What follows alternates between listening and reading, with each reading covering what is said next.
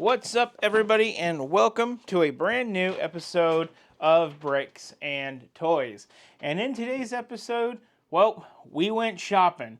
And along with going shopping, I have some rather odd feelings to introduce with today, and we'll go more into that with the main build of September. And even, is it a main build, for a lack of a better term? I don't know. We'll get to that later in today's video. One of the highlights of today's video that I just want to get out is, does it look a little bit different in the studio? Well, if you guys are eagle-eyed or maybe even blind, I mean, it's pretty obvious. The studio has changed. I took one day off of filming in August, which was just yesterday on the 31st, and I completely flipped the script on everything. Speed Champions went from being down here to over there. Marvel and Harry Potter and Nintendo went from being up here to just right here alone and down. Then everything from up here and across is all Star Wars. I figured I love Star Wars. I feature a lot of Star Wars on the channel. When I originally moved in here, I had the Star Wars behind me because my desk was over here. I just really like Star Wars, and I feel like Star Wars is a major contributing factor to why you guys watch my videos, because Star Wars is just one of the more stronger franchises from LEGO. Along with this studio change, we have our Clone Wars, our figures all the way across. Then we have our Disney Plus TV series-ish sets, minus a prequel set or two thrown in there. I'm not sure how much the camera catches up, but we have our brand new $1,000 Death Star right here. I'm just joking. I'm making a reference because I put my dioramas up here. And with my dioramas being right here to my right, well, we have the Emperor's Throne Room, which is the final battle. And then we have the Trench Run and the Trash Compactor. Three excellent dioramas that you will be able to purchase for $1,000 in October. It's going to leave it at that, folks. And then over here on this side, we have some UCS, and we have more Disney Plus and prequel era stuff, and some other odds and ends. It feels a lot better in the studio. It does feel a little bit different. I'm not a big fan of change. I don't like change. Change makes me itch, but I think this is a better change. The shelves look more fuller, and more fuller means more cozy. So let me know in the comments down below if you guys notice any of the big changes that I made. It's kind of obvious. And let me know if you're digging the swap up and if it looks better in general for you guys, the viewer. Now, let's get into today. Well, today we had new LEGO releases. It is the first. And you know, the interesting thing is the LEGO store, I wish I could film, but I can't. Manager is a B there. But anyway, there was more of a line than I actually expected. And I think the manager of that store expected too, because usually if they think that it's going to be a big line out the door, they'll usually put little cage ropes to funnel in people and line them up in the mall. They didn't do that today, but I was very surprised at how busy it was. And we have the Nike collaboration of why it was so busy. We had the Spider-Man CMFs, the new Harry Potter. Arkham Asylum doesn't come out for about another week or in a couple days. The Pirate Ship doesn't come out for another almost 2 weeks. So those two weren't causing it. So what was really causing it? Well, I seen a good amount of people going for the new Disney sets, primarily the shoe.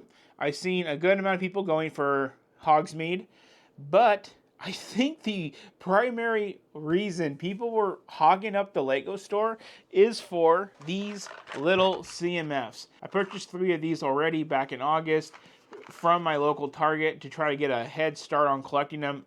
Still went into LEGO needing 9. I'll tell you how that went here in a minute. But I really think that this is what people were lining up for today. I don't know what else there was besides the Wall-E and stuff, but those were not selling out. The biggest crowds of the entire store were around 4 boxes placed around the store of, well, these guys. So, interesting day at the LEGO store. But with that, guys, let's get into what I purchased today at LEGO. So to get this started, basically, let's pick up right where we left off with talking about these CMFs. There was a lot of people going for these. I believe I have all 12 of them now. I did use the Falcon Brick scanner to scan these. I'll talk more about that when I do the unveiling video of these. But there are 12 brand new CMFs from the Spideyverse, featuring all types of really cool characters, from basically a Western Spider-Man to a punk Spider-Man to Miles Morales, the Prowler, just to name a few, and not to mention Gwen Stacy. These are really exciting. They are $4.99 a piece, so to get all 12 of them, you are looking at $60 for a bunch of minifigures. Plus, if you're like me and you like to shadow box them, well, you're going to have to go to IKEA, buy a shadow box, go to Walmart, buy a base plate, and make a new shadow box. But I think that's the least of the problems. I just think these are really cool, and I really think this is what the main attention of September was. Then it was Hogsmeade. Let's continue. What else we bought? Pulling out our next thing is our next September lineup of Harry Potter brickheads. These are the Goblet of Fire figures. 5 figures for $49.99, featuring Cedric Diggory, Victor Crumb, Fleur Delacour, and Harry Potter. And we also get the Hungarian Horntail with this kit. I just made room when I did all my reorganizing yesterday to feature all 5 of these new figures in my collection. Overall, it seems okay, seems pretty chill. I just like to collect these just to collect them. And at $10 a piece, still, not too bad. You could have a polybag or you can have a Brickheads. I'd rather have a Brickheads. Next up is going to be another Brickheads. This one is the Thestral and Luna Lovegood. So another Harry Potter one. This one is $19.99, and it is set number 40802. I forgot to mention the set number on this one is 40791. So we did get 2 Brickheads from Harry Potter this September. And I also wanted to mention one last thing about the CMFs. I'm not sure if you caught it already. Yes, there's 9 boxes and there's 12 figures. I have the other 3 already. Said it earlier, but just in case it was missed. Then we go into Disney, and I finally got the Cruella de Vil car, 43277, Cruella de Vil's car. I thought this one was a really cool set because I like to collect vehicles, and Disney vehicles are just as important to collect, and it does cost you about $49.99. Staying in the vein of Disney, we also picked up the new Wall-E and Eve set. Turn it around where you guys can see it. Set number 43279 with 811 pieces. This one does set you back $69.99, and it does have the little cleaning robot in it, and you can build this up to 2 people. Now, the remaining things that I have in this bag are centered around GWPs for what I have in this box. And this box is the main thing of the month to talk about. This one is tough, guys. I'm going to try to save as much as I can for the video about this coming out in about 5 days. But I really feel like we are at the end with Lego. Lego needs to turn things around, but I don't see it happening with tariffs and everything coming down so hard. But this isn't good, guys. This one was rough. Let's open this up and let's talk about it. Okay, let's let this beast out. Come on. Hey, let me in. Maybe I'm going at this the wrong way. I was going at it the wrong way, guys. Okay, we're free. For $400, we have the brand new Collector's Edition Harry Potter set of the year. This is a set that I really, really love doing every single year, just like with Star Wars and the UCS series. It all started with a late lunch on the Hogwarts Express for 2022. Then we did the Green Gots in 2023, to which you guys had a phenomenal response to with my channel. Then we continued in 2024 with the Weasley House. And now we're here with a set similar to Diagon Alley in style, and that's Hogsmeade Village for $400. I'm going to try to save it for the video, but I do want to just start to talk about this, get your guys' senses on this, and then incorporate what you guys have to say into that video so we can be all included with our thoughts and our feelings with this and the future of Lego. It's rough, guys. This is going to be set number 76457 with 3,228 pieces featuring 12 minifigures, as you guys can see at the top. We'll save all of that for the video. This is $400. With the purchase of this kit, we do get some GWPs. First GWP is a special metal ornament for Hogsmeade Village. Overall, okay, seems chill.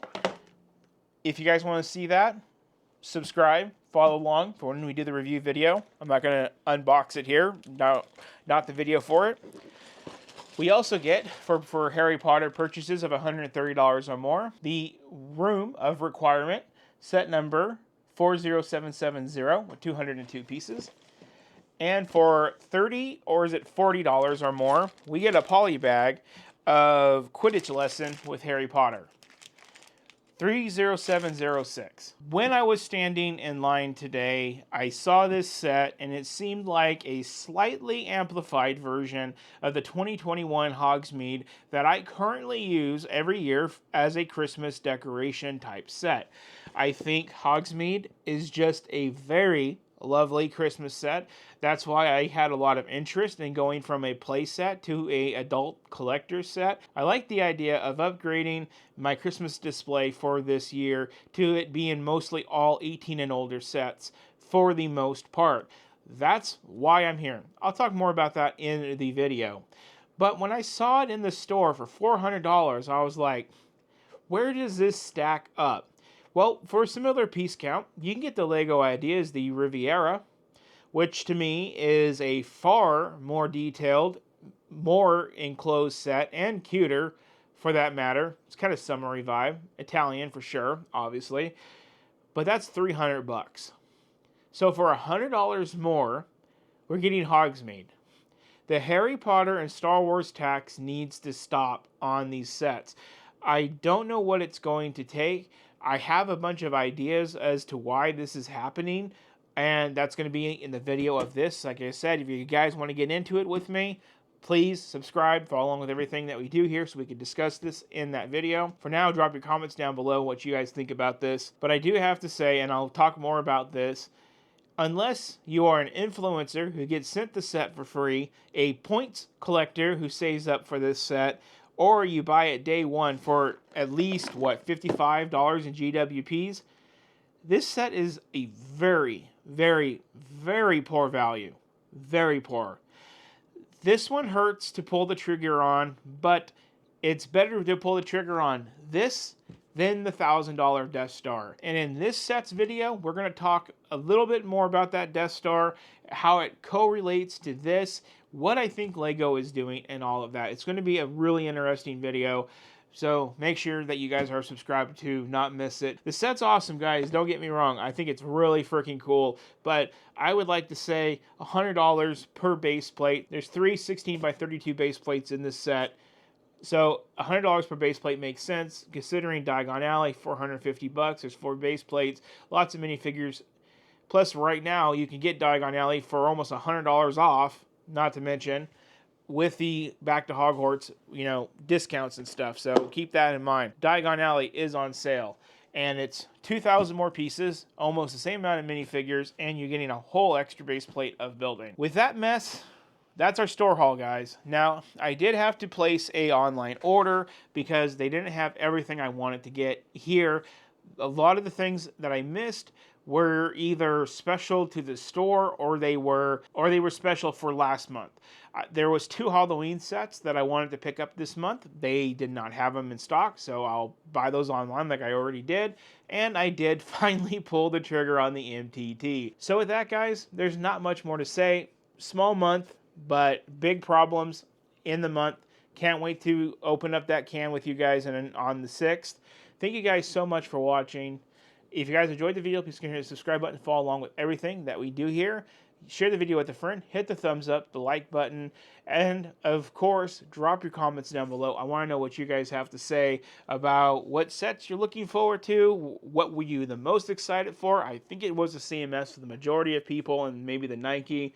And what do you guys think about these overpriced Star Wars and Harry Potter sets getting out of hand? And with that, guys, we will be starting back with the Extravaganza Bonanza videos starting tomorrow on the 2nd, where we dive into getting our Slave 1 from 2006 restored.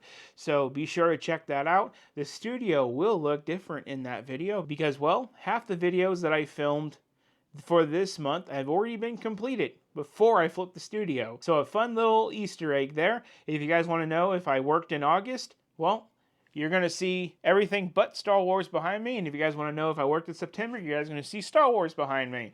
Fun fact, I kind of dug myself in a hole with that one. So now you guys are going to get to see what I filmed, well, in the past and what I filmed now in September.